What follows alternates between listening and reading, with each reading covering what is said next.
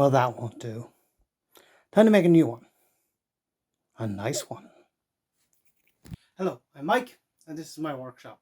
So as you saw in the little thing at the start, I need a new bedside locker. So this is my current bedside locker. It was made out of scraps when I moved into this house, and it's been adjusted since with different bed frames and different mattress heights. And the basic idea of this was, because I only have about 8 inches between my bed and the door, because I have to leave enough room for my wardrobes to open, this guy hooks onto the bed frame so it doesn't fall over. The problem with this is, every time I sit in the bed or do really anything in the bed, things that you do in the bed when you're an adult, this shit happens. It rocks, it moves, and besides everything else, it fell off the ugly tree and hit every branch on the way down. As they say, cobbler's kids always need shoes, so it's time for this furniture maker to make himself some furniture. Because this has been through several iterations, I know what I like. The main problem with this is, I only had these small boards that were scrap design when I moved into this house to make this. So that makes it very wobbly. That's part of the reason it needs to hook on. So what I'm going to do is I'm going to put in some nice splayed legs on the bottom. This will give me a wider base. It means that I can push it in so that it goes slightly under my bed frame. Nice solid oak top, and I'm going to put a piece of Sapele in the middle. I like shelves where they are, so I'm going to replicate that. And then, yeah, that's my basic design. So let's get some solid timber, start machining this up. So step one is to take this giant stack of timber, cut it the length of my beautiful chop saw, and then size it, finally, using my sort of okay looking, in the right light, planer thicknesser. So let's get going with that. So while I'm doing all this choppy and sizing, I'll just talk a little bit more about the design.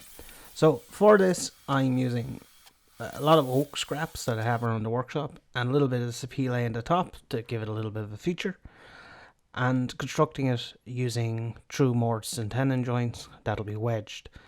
This gives a really nice effect and also kind of shows off skill.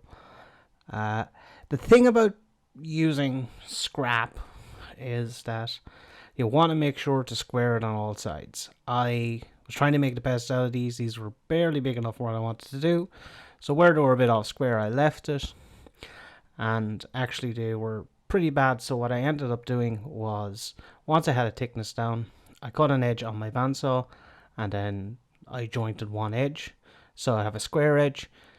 In the future, I would do that on both sides, because I did end up, in the end, it bit me on the ass, because I transferred my lines onto a crooked side, and when I scored it off my face side and face edge, I ended up being a little bit short. So my top here is going to be made out of 3 pieces. So I have oak, Sapele, oak. What I also want to do is, on the edge of the top, I want to slope the ends like that, just for a little bit of fanciness. So before I can glue this up, I'm going to do some pre-cutting. I'm going to pre-cut that angle because it's deeper than my chop saw can handle, and then glue it all up roughly. Finish it all off with the planer. Finish it all off with hand planes.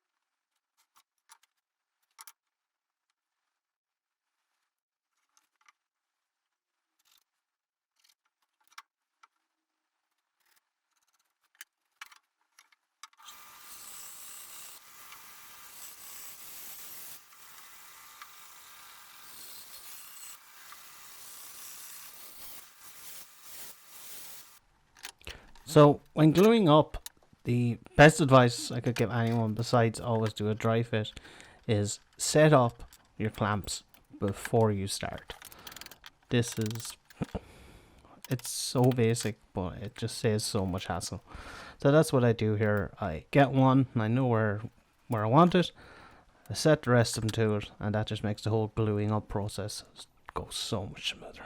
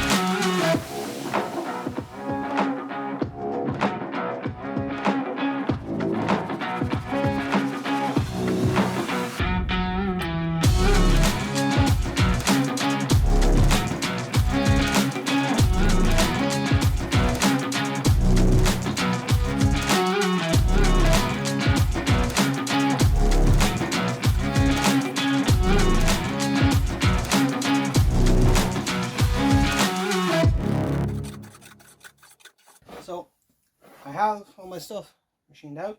I'm ready to go. So now it's time to start marking this out to do all my joints and get it to size. Just one thing to note. Oak has what's known as tannins in it, and it reacts to sweat of certain people.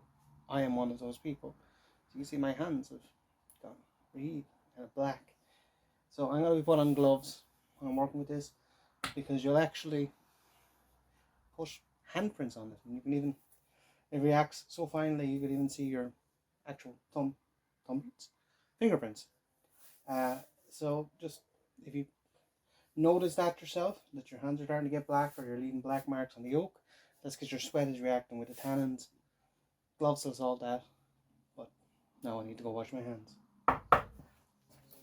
So when I'm marking up here, what I tend to do is to use the piece of timber that your joint is going in as my mark for thickness. That's the most accurate way. And I mark everything up with pencil first, and where lines are meant to match on one side or the other, I line up my face sides or face edges with those, and then mark those lines across onto the matching piece. So once I have everything marked out with pencil, I go back over it and cut everything in with a knife line. A knife line is always going to be more accurate than a pencil, and it gives you a place for a chisel to sit. And in the end here, this all turns out pretty tight, and I'm pretty happy. So I can definitely recommend using these methods. But I think now it's time for a bit of marking music.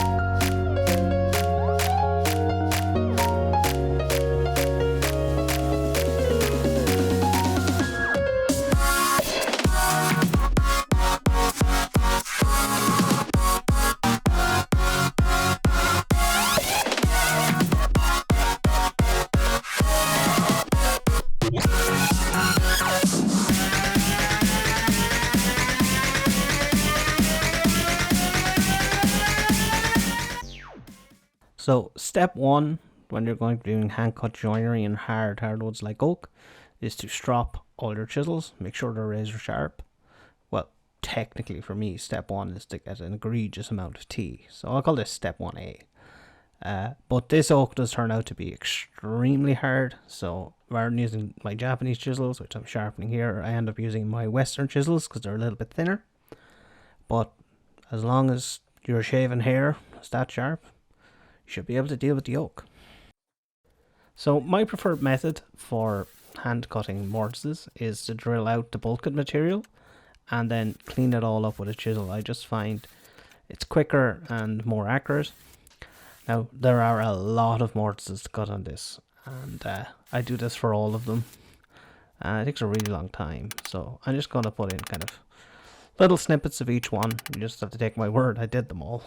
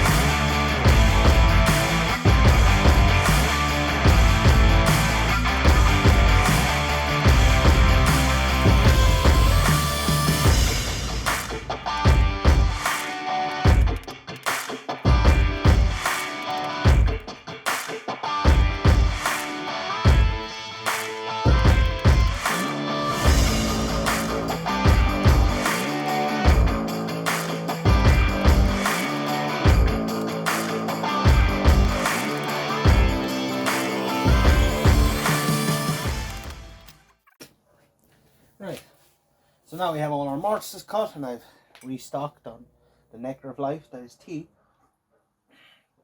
Oh, yeah. Time to mark out our tenons. Now, normally I'd just mark it at the same time, but just for accuracy here, I'm placing it where I want it to be, using a scalpel blade and marking the widths.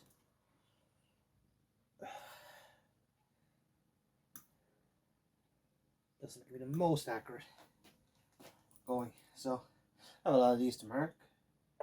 So back to music.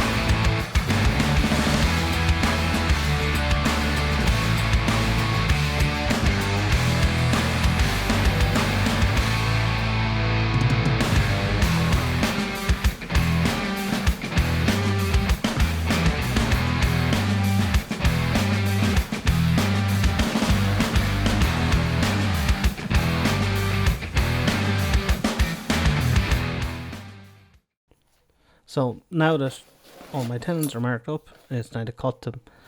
So for this, because it's wide and hard, I opted to do most of my bulk cutting with the bandsaw and then finish all my tenons up using my hand saws and my chisels. This turned out to work pretty well. Trust me, it's not easy to do it the other way.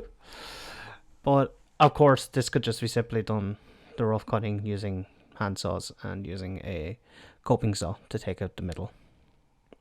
And again, I kind of go into more detail on how to mark out and cut tenons in my previous videos. I'll put a link up in the description and below. But basically, as I've said before, a knife line is the most accurate line. So all of those tenons, I marked it out with a knife, and when I'm marking the widths on my tenons, I'm using my wheel gauge, which gives me a nice sharp knife line. I'll cut as close as I can to that and then finish it off with a chisel, and they all work out really good. If you're going to make this, you're starting out, I would definitely recommend going with softwood. It's far more forgiving.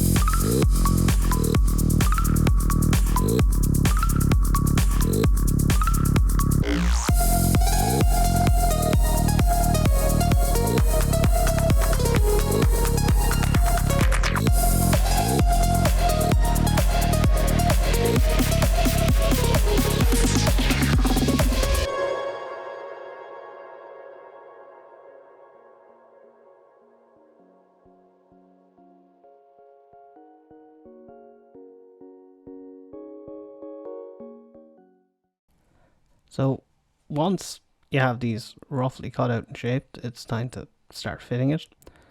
So you'll see here now in a second, I start by trying to, well, see if it fits really. But when I'm hammering it in here, I'm not trying to drive it home. What I'm doing is I'm hammering it in so I can see where the fibers have compressed, and that'll allow me to know where to remove material to get my best fit. It's very simple. It leaves, you can see the little crush fibers, and it'll leave a little mark, and you keep removing smaller and smaller bits until it fits. Always remove less than you think you need, because it's always easy to take more off. It's almost impossible to put it on and have it look clean.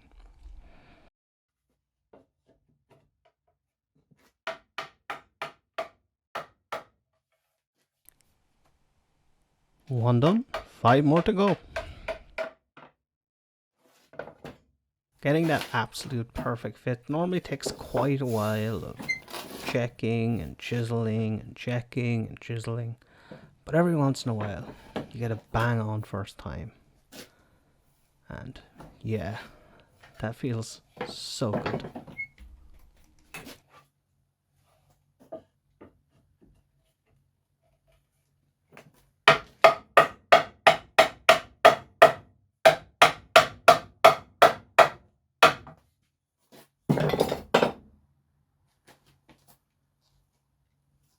So if you've seen my videos before, you may have seen a setup similar to this. This is my shoulder cutting jig.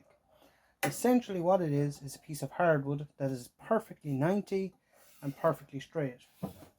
What it allows me to do then is place my, whatever it is, my line of dovetails, or in this case my shelves and tenons, in this jig. Screw down that fence, down the fence so it's exactly in line with the knife line. Then I can simply reference my chisel off this edge and plane down, guarantee me a perfectly 90. So let's just feather this a little bit, get everything perfectly lined up.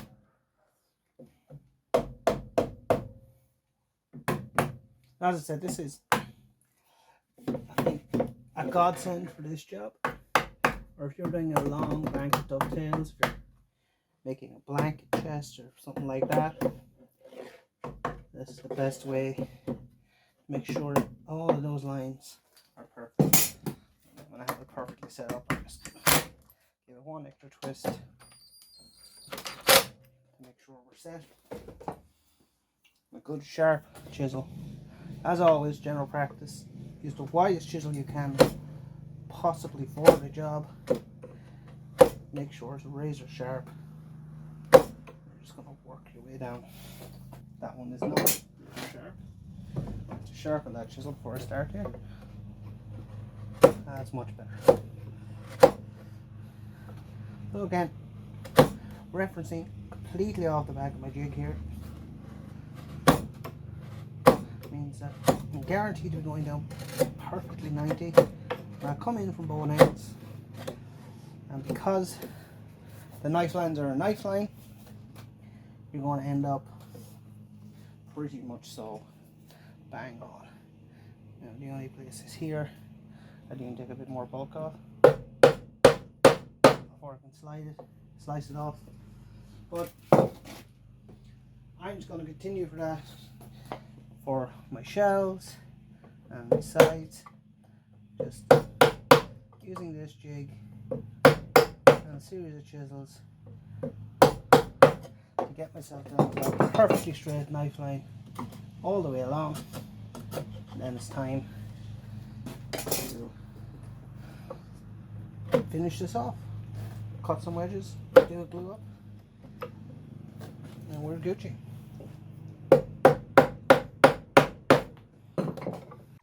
So what I didn't properly explain there is using the widest chisel you can for a job doesn't mean that you use the widest chisel you own.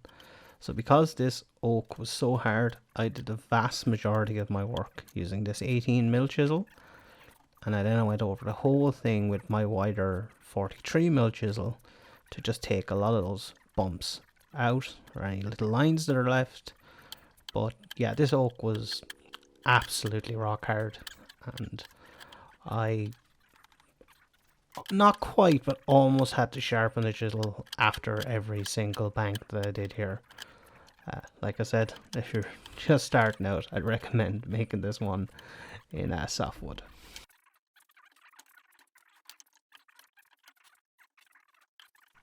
So I repeated this process for all the banks of tenons on this. It took hours and hours. But for you, it'll all be done when I finish talking. I mean, I know knows me will tell you I never finish talking, but now.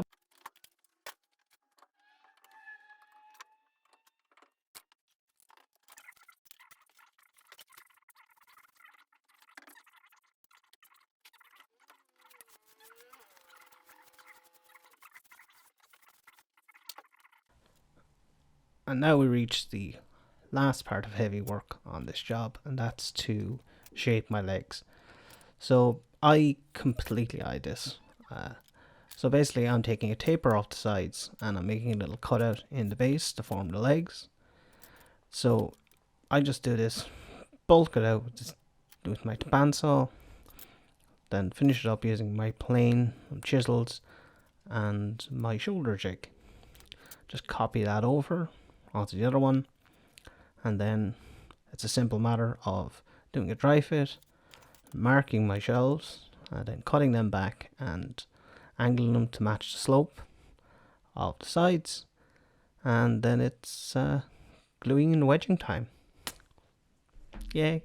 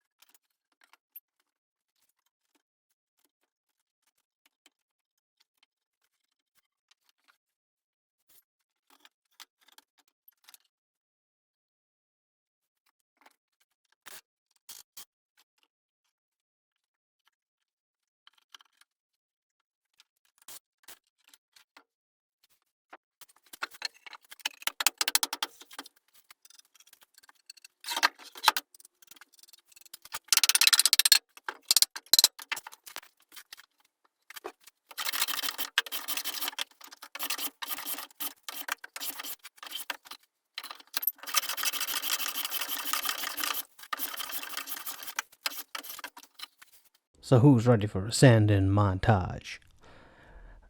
This is severely edited. The actual sanding time on these was 47 minutes. So I'm not even going to give you 47 seconds. Can't say further than that. One of the key things when you're sanding something like this that has joints is to be very careful when you're sanding over the side that you have a mating edge to a joint. You need to take that really careful so you don't round anything over and don't affect the fit of your joint.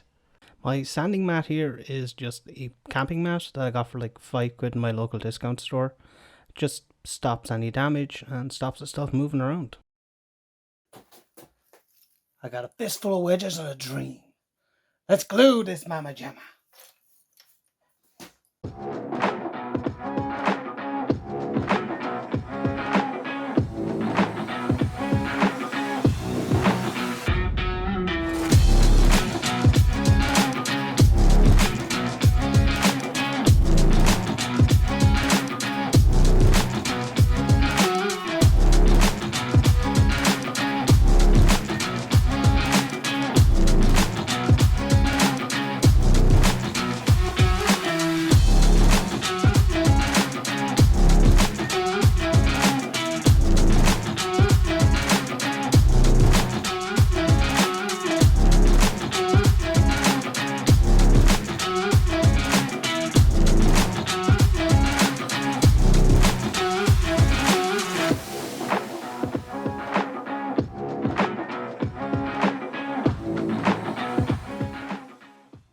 Once our glue is set, it's only a matter of cutting off all those wedges and then giving it a final sand.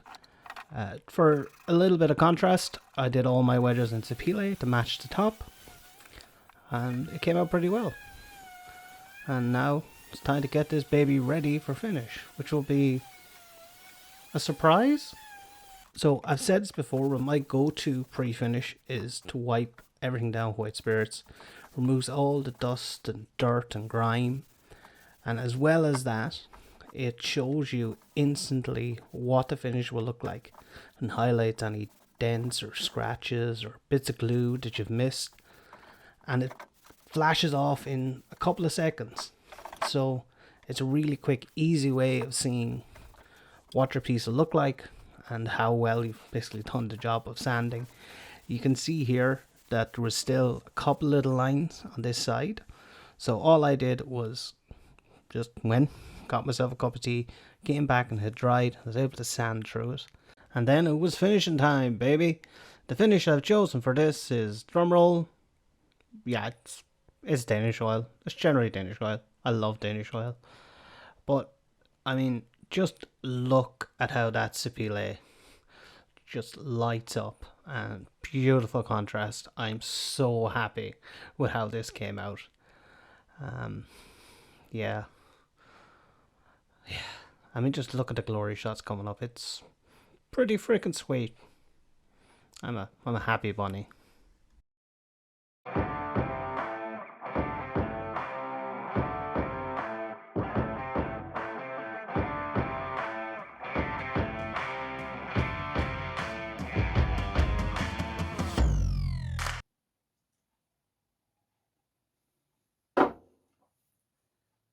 Yeah, I'm happy with that.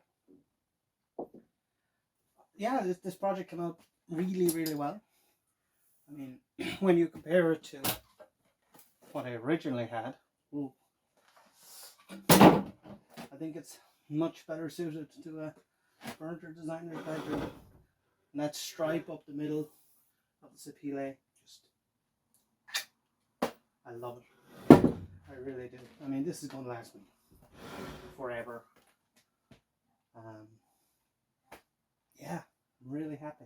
If you like videos like this, or videos even not like this, hit like and subscribe. I do quite a weird amount of stuff that's different. It depends on the week, what I'm feeling.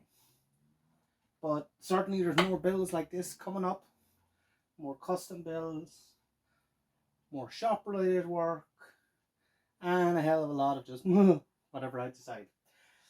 So yeah, like, subscribe, and absolutely do try this at home. Thank you for staying to the end of the video. I really appreciate it. Make sure to tune in next week when I'm going to start a series on beginner woodworking. Some great tips and tricks coming up there. And yeah, like I said, like, subscribe, and absolutely do try this at home. And now, for the obligatory bloopers. I'm showing the world this crap, but anyway. Other stuff you do in the bedroom. Now that's subtle. I don't put my videos down as kid friendly anyway. But nothing worse than. Oh, I can't make that joke. Demonetized. Nothing worse than making your way down. No.